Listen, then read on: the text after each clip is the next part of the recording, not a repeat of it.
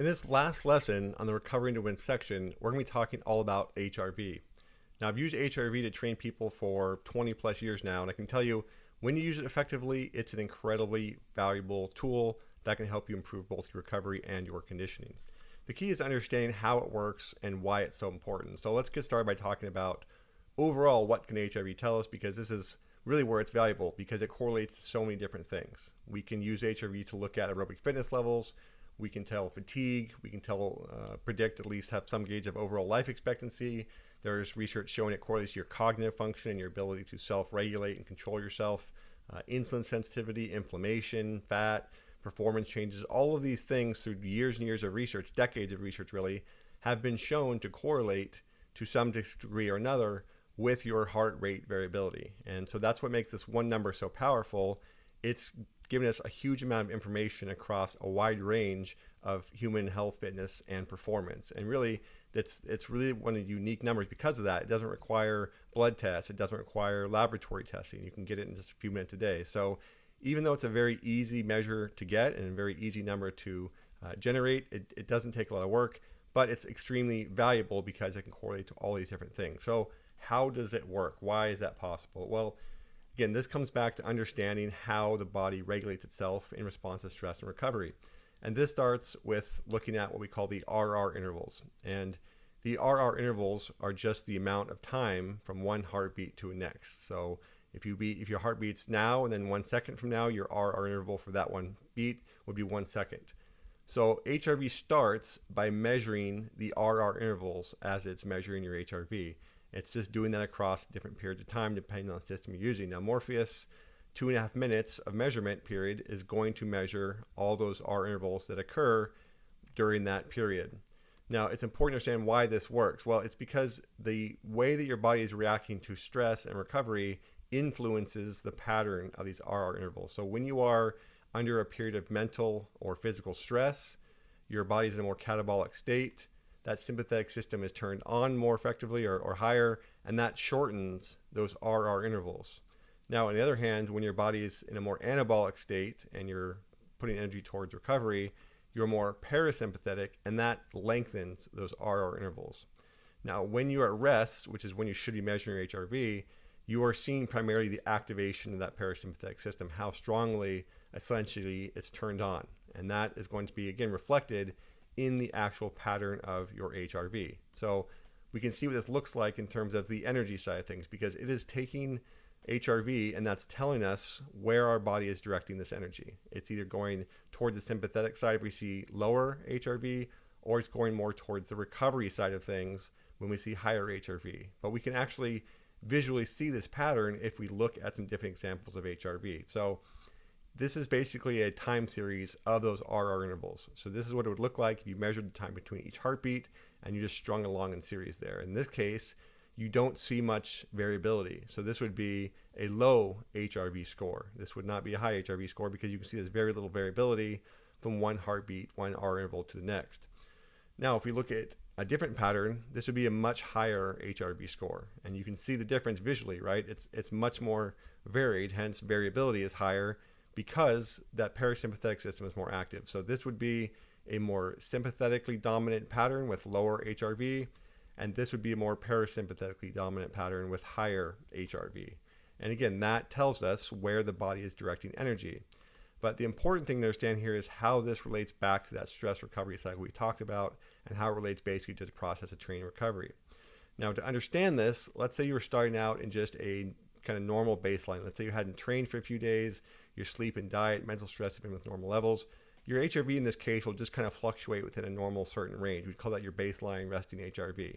And absence any large stressors, it'll just kind of bounce around in here from day to day. There'll be some variability, but it shouldn't be a huge degree of it. Now, if we put ourselves under a tremendous amount of training stress or just any level of training stress really, it's going to lower our HRV. Now, the extent of how far it pushes that down depends on the extent of the actual stress we put ourselves under. Now, that's going to happen, obviously, after the workout and for some time afterwards.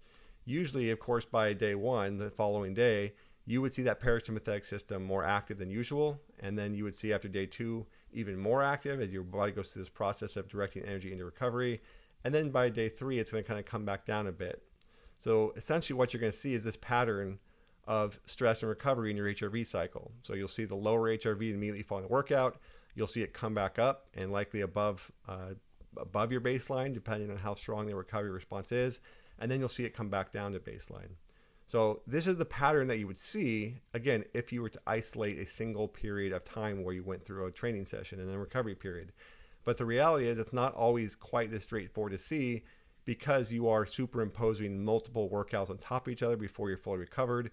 You're imposing mental stress and other types of stress in your environment that aren't directly related to training. You're influencing that recovery and that parasympathetic system through your sleep and nutrition and all these things. So again, you don't always see this exact pattern from a single workout, but this is the process that your body's actually going through.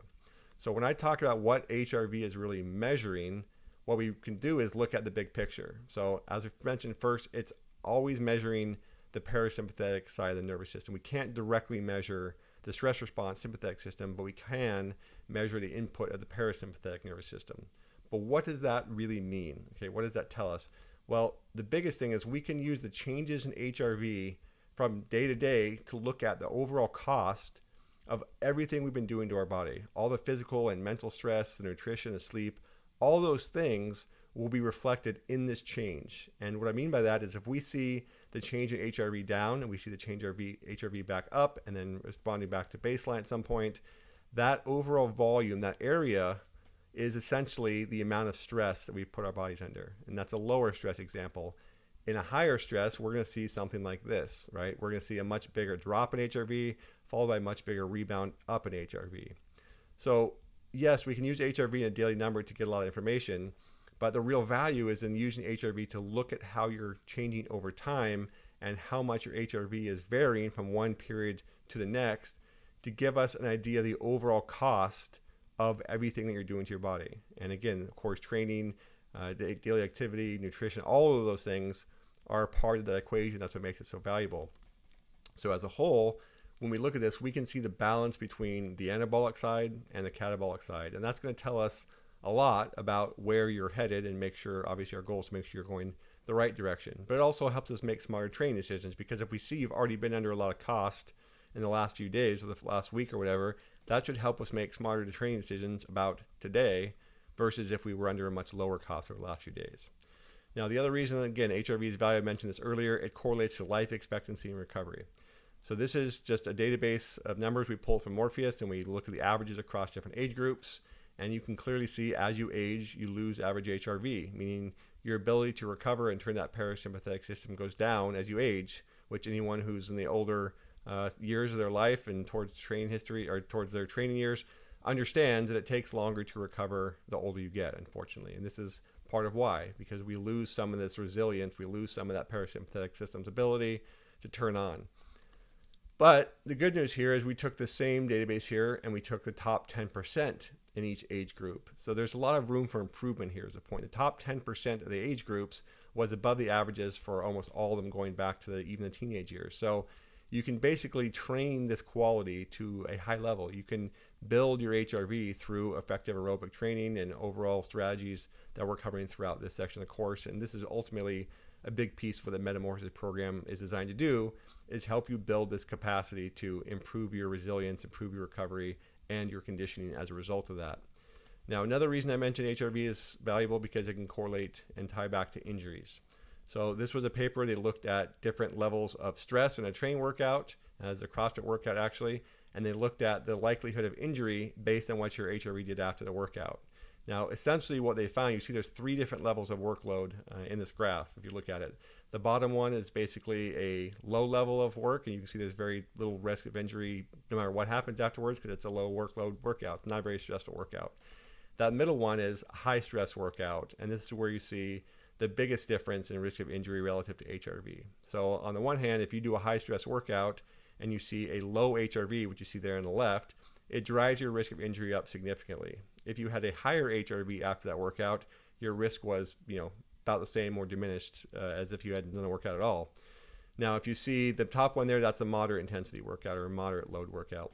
But the biggest thing basically that you can see from this is, again, if you were putting your body under load repeatedly, under physical stress, you need your HRV to go up, meaning you need your system of recovery, your parasympathetic system, to be turning on and directing energy towards recovery. If it's chronically lower after high stress workouts and you can't get it to come back up, it means your body has not been repairing and remodeling and rebuilding those tissues that were stressed. So of course they're more likely to get injured. So again, we can't really use HRV in a single day to predict your injury risk, but we can definitely see the trends and give us an idea of whether or not you're heading towards a direction where you are going to be at greater risk of injuries. Now, another one that's more interesting is a recent paper on COVID and HRV. They looked at 2 different age groups, basically below 70 and above 70 years old, and they looked at higher HRV or lower HRV in those age groups and looked at their overall survivability of COVID. The top 2 lines there, those are people who are below 70 years old, so there wasn't a huge difference in HRV in terms of survivability, largely because those 2 populations have a very high survivability rate to begin with. So the population under 70 years old had quite a high survivability rate regardless, but it was slightly better with people with higher HRV. It's the people that were older than 70 that had higher or lower HRV that were at a huge difference there. And you can see that third line down is the people had higher HRV and their survivability is far, far better. You can see by orders of magnitude than the people who were over 70 had lower HRV. So it's a good predictor of survivability in people that are in the elderly side of things with COVID or other types of similar diseases or viruses or illnesses, largely because higher HRV means your body is better at shutting off inflammation, and inflammation is ultimately what causes a lot of the problems of these types of illnesses.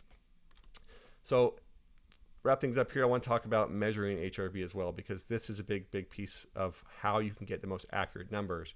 Because a lot of people ask, well, why do you measure Morpheus 2.5 minutes? Other systems measure it in the background, don't have to do anything.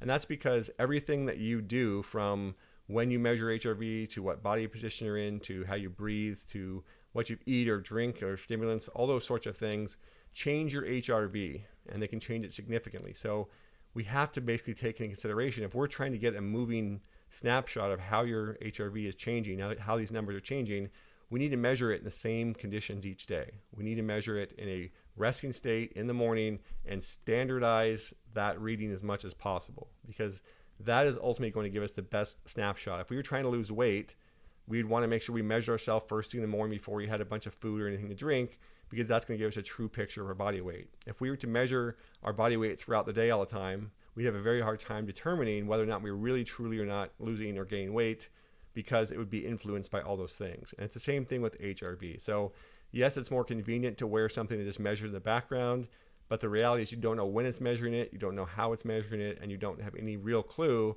as to whether or not that is providing an accurate snapshot of your daily changes. So that's why Morpheus does an active HRV measurement. It is what the research of 50 plus years now supports, and it's a much better gauge of what your HRV is actually doing from one day to the next, because again, it's comparing apples to apples versus just random measurements that may not have the same context from one day to the next.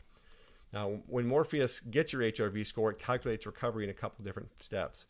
But the biggest thing to understand here with Morpheus is it is taking that HRV and doing the work for you. Because again, if you're just looking at HRV and you have nothing else to guide you, it can always be a little challenging to understand why it went up, why it went down. You have to have more time spent on analyzing it, looking at it, and you have to be a bit more familiar with the process.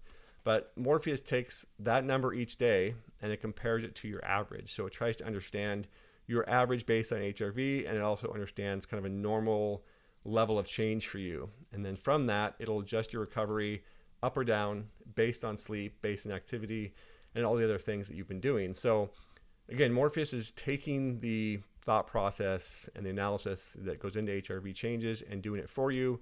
And that is what it's using to drive that recovery score, which is what drives the rest of the process with Morpheus. So it's really valuable, again, to have a system like Morpheus. If you have other systems, that's great that you enjoy using.